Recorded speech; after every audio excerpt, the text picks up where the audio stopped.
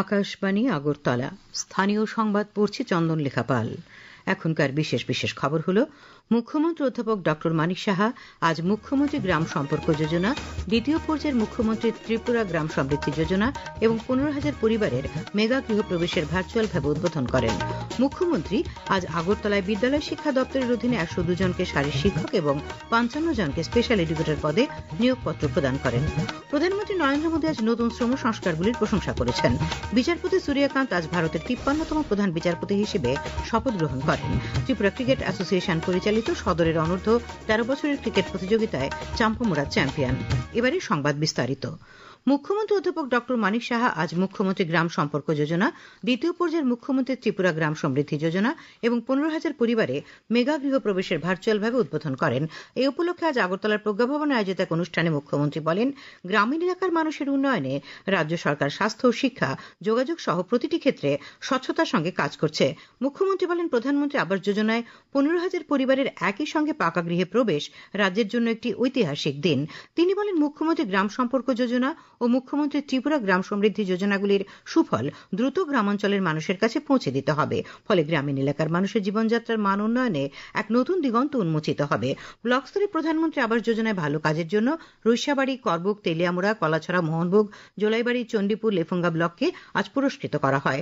জেলা স্তরে প্রধানমন্ত্রী আবাস যোজনায় ভালো কাজের জন্য প্রথম স্থান অর্জন করেছে উত্তর ত্রিপুরা জেলা, দ্বিতীয় ঊনকোটি এবং তৃতীয় স্থান অর্জন করেছে পশ্চিম ত্রিপুরা জেলা। মুখ্যমন্ত্রী অধ্যাপক ডক্টর মানিক সাহা আজ আগরতলায় বিদ্যালয় শিক্ষা দপ্তরের অধীনে 102 জনকে শারীর শিক্ষক এবং 55 জনকে স্পেশাল এডুকেটর পদে নিয়োগপত্র প্রদান করেছেন। এ উপলক্ষে মুক্তধারা অডিটোরিয়ামে আয়োজিত অনুষ্ঠানে মুখ্যমন্ত্রী বলেন, বর্তমান রাজ্য সরকার প্রথম থেকে স্বচ্ছতার মাধ্যমে সরকারি চাকরিতে নিয়োগ প্রক্রিয়া জারি রেখেছে। যোগ্যতা থাকলে অবশ্যই চাকরি পাওয়া সম্ভব।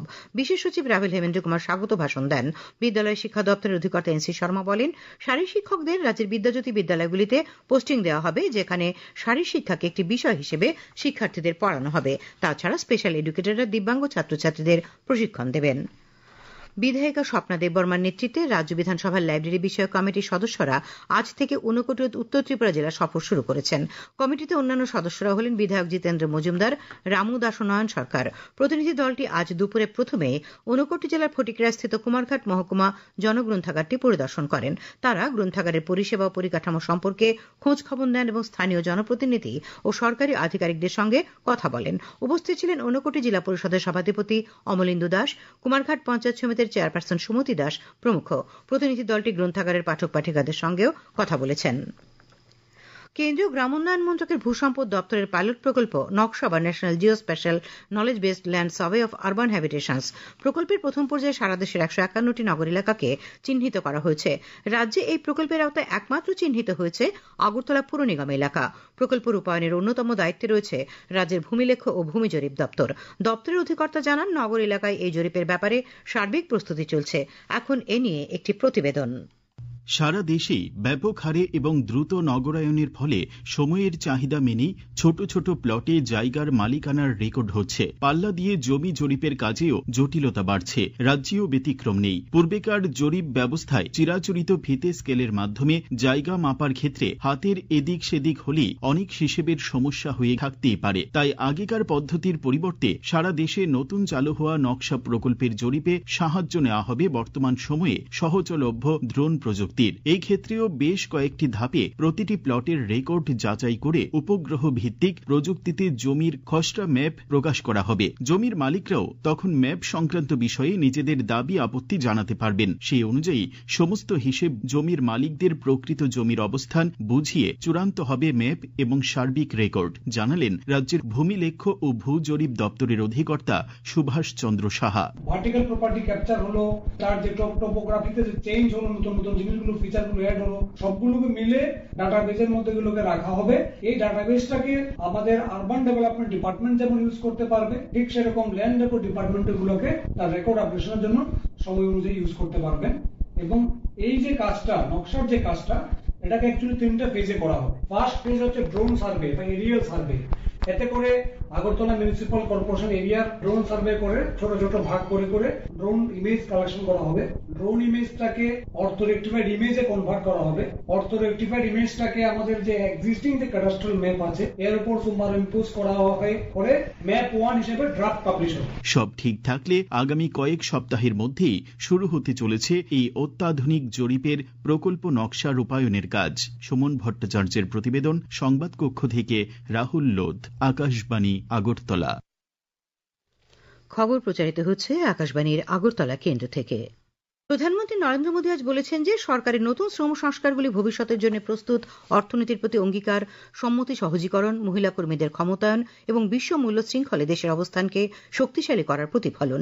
কেন্দ্রীয় মন্ত্রী মনসুখ মান্ডভিয়ার একটি নিবন্ধ শেয়ার করে শ্রী মোদী বলেছেন যে বিশ্ব বিশ্বস্ত বৈশ্বিক অংশীদার হিসেবে ভারতের উত্থানকে স্বীকৃতি দেয়। বিচারপতি সূর্যকান্ত আজ ভারতের 53তম প্রধান বিচারপতি হিসেবে শপথ গ্রহণ করেছেন। রাষ্ট্রপতি দ্রৌপদী মুর্মু আজ সকালে রাষ্ট্রপতি ভবনে বিচারপতিকে শপথ বাক্য পাঠ করান। मैं सूर्यकांत, जो भारत के उच्चतम न्यायालय का मुख्य न्यायमूर्ति नियुक्त हुआ हूँ, जो भारत के उच्चतम न्यायालय का मुख्य न्यायमूर्ति नियुक्त हुआ हूँ, ईश्वर की शपथ लेता हूँ कि मैं विधि द्वारा स्थापित भारत के संविधान के प्रति सच्ची श्रद्धा और निष्ठा रखूंगा। मैं भारत की प्रभुता और अखंडता अक्षुण्ण रखूंगा तथा मैं सम्यक प्रकार से और श्रद्धा पूर्वक तथा अपनी पूरी योग्यता, ज्ञान और विवेक से अपने पद के कर्तव्यों का भय या पक्षपात, अनुराग या द्वेष के बिना पालन करूंगा तथा मैं संविधान और विधियों की मर्यादा बनाए रखूंगा। অনুষ্ঠানে উপরাষ্ট্রপতি সিপি রাধাকৃষ্ণন, প্রধানমন্ত্রী নরেন্দ্র মোদী, লোকসভার অধ্যক্ষ ওম বিড়লা, স্বরাষ্ট্রমন্ত্রী অমিত শাহ, প্রতিরক্ষামন্ত্রী রাজনাথ সিং, বিজেপির সর্বভারতীয় সভাপতি জেপি নাড্ডা সহ বিশিষ্ট ব্যক্তিরা উপস্থিত ছিলেন। 1962 সালে হরিয়ানার হিসারে জন্মগ্রহণকারী সূর্যকান্ত 1984 সালে হিসার জেলার আদালতে আইন অনুশীলন শুরু করেন। তিনি সাংবিধানিক পরিষেবা এবং দেওয়ানি বিষয়ে বিশেষজ্ঞ। বিচারপতি সূর্যকান্ত 2000 সালে হরিয়ানার সর্বকনিষ্ঠ অ্যাডভোকেট জেনারেল নিযুক্ত হওয়ার গৌরব অর্জন করেছিলেন। 2018 সালে হিমাচল প্রদেশ হাইকোর্টের প্রধান বিচারপতি হন তিনি। 2019 সালের মে মাসে তিনি সুপ্রিম কোর্টের বিচারপতি হন। ভারতের প্রধান বিচারপতি হিসেবে বিচারপতি সূর্যকান্তের মেয়াদ প্রায় 15 মাস। প্রয়াত হয়েছেন শোলে ছবির অমর চরিত্রাভিনেতা বীরু। বলিউডের প্রবীণ অভিনেতা ধর্মেন্দ্র। বয়স ছিল 89 বছর। তিনি বেশ কিছুদিন ধরেই অসুস্থ ছিলেন। মুম্বাইয়ের ভিলেপালে শ্মশানে ধর্মেন্দ্রর শেষকৃত্য সম্পন্ন হয়েছে। রাষ্ট্রপতি দ্রৌপদী মুর্মু, উপরাষ্ট্রপতি সিপি রাধাকৃষ্ণন এবং প্রধানমন্ত্রী নরেন্দ্র মোদী প্রবীণ অভিনেতা এবং পদ্মভূষণ পুরস্কারপ্রাপ্ত ধর্মেন্দ্রের মৃত্যুতে শোক প্রকাশ করেছেন। সামাজিক মাধ্যমে রাষ্ট্রপতি বলেছেন, প্রবীণ অভিনেতা এবং প্রাক্তন সংসদ সদস্যের মৃত্যু ভারতীয় চলচ্চিত্রের জন্য এক বিরাট ক্ষতি। উপরাষ্ট্রপতি সিপি রাধাকৃষ্ণন বলেন, লক্ষ লক্ষ মানুষের প্রিয় আইকন ধর্মেন্দ্র তার অসাধারণ অভিনয় এবং শিল্পের প্রতি অবিচল নিষ্ঠার মাধ্যমে ভারতীয় চলচ্চিত্রের ক্যানভাসকে সমৃদ্ধ করেছেন। প্রধানমন্ত্রী নরেন্দ্র মোদী বলেন, ধর্মেন্দ্রের মৃত্যু ভারতীয় চলচ্চিত্রের একটি যুগের সমাপ্তি। কেন্দ্রীয় স্বরাষ্ট্রমন্ত্রী অমিত শাহ, প্রতিরক্ষামন্ত্রী রাজনাথ সিং, তথ্য সম্প্রচার মন্ত্রী অশ্বিনী বৈষ্ণব ধর্মেন্দ্রের মৃত্যুতে শোক প্রকাশ করেছেন। কেন্দ্রীয় উপজাতি বিষয়ক মন্ত্রী জুয়াল ওরাম আজ নতুন দিল্লিতে উপরাষ্ট্রপতি সিপি রাধাকৃষ্ণনের সঙ্গে দেখা করেন। উপরাষ্ট্রপতি সামাজিক মাধ্যমে বলেছেন যে বৈঠকে তাঁকে উপজাতি জনগোষ্ঠীর কল্যাণে মন্ত্রকের উদ্যোগ সম্পর্কে অবহিত করা হয়। শ্রী রাধাকৃষ্ণন আদিবাসী জনগোষ্ঠীর সকল অংশের কাছে জনকল্যাণমূলক প্রকল্পের সুবিধা পৌঁছানো নিশ্চিত করার কথা বলেন। উপরাষ্ট্রপতি পুনরায় ব্যক্ত করেন যে আদিবাসী সম্প্রদায়ের কল্যাণ নিশ্চিত করা হলে বিকশিত ভারতের দৃষ্টি বাস্তবায়িত হতে পারে। শ্রী ওরাম উপরাষ্ট্রপতিকে সারা দেশে একলব্য মডেল আবাসিক স্কুলগুলিকে আধুনিকীকরণ এবং সম্প্রসারণের জন্য মন্ত্রকের পরিকল্পনা সম্পর্কে অবহিত করেন এবং ধরতি আবা জনজাতীয় গ্রাম উৎকর্ষ অভিযান, পিএম জনমন এবং আদি কর্মযোগ অভিযানের মূল প্রকল্পগুলি তুলে ধরেন। আকাশবাণী আগরতলা আয়োজিত বিশেষ স্বচ্ছতা অভিযানে প্রশংসিত কাজের জন্য আজ প্রসার ভারতীর 11 জন কর্মীকে সংবর্ধনা দেওয়া হয়েছে। আকাশবাণী আগরতলার কনফারেন্স হলে আয়োজিত অনুষ্ঠানে উপস্থিত ছিলেন আকাশবাণী আগরতলা কেন্দ্র অধিকর্তা Shri Ashok, cluster head JB Charakpalli, Akashvani বিলোনিয়ার কার্যনির্বাহী আধিকারিক হেমচন্দ্র সিং, আকাশবাণী আগরতলার প্রোগ্রাম বিভাগের প্রধান জয়শ্রী দেববর্মা প্রমুখ। উল্লেখ্য, এই বছর সেপ্টেম্বর মাস থেকে শুরু হওয়া বিশেষ স্বচ্ছতা অভিযানে অংশগ্রহণকারী কর্মীদের উৎসাহ দিতে এই অনুষ্ঠানের আয়োজন। ত্রিপুরা ক্রিকেট অ্যাসোসিয়েশন পরিচালিত সদরের অনূর্ধ্ব 13 বছরের ক্রিকেট প্রতিযোগিতায় চাম্পামোড়া চ্যাম্পিয়ন হয়েছে। আজ নরসিংগড়ের পঞ্চায়েত মাঠে অনুষ্ঠিত নির্ণায়ক ম্যাচে চাম্পামোড়া কোচিং সেন্টার 5 উইকেটে ব্লাডমাউথ ক্লাবকে হারিয়ে দেয়। এবার নিয়ে 9বার চাম্পামোড়া এই খেতাব পেল। আগামীকাল আকাশ সাধারণত পরিষ্কার থাকবে। সকালে হালকা থেকে মাঝারি কুয়াশা পড়ার সম্ভাবনা রয়েছে। আগামীকাল সর্বোচ্চ তাপমাত্রা 29 ডিগ্রি সেলসিয়াস এবং সর্বনিম্ন 15 ডিগ্রি সেলসিয়াসের কাছাকাছি থাকতে পারে।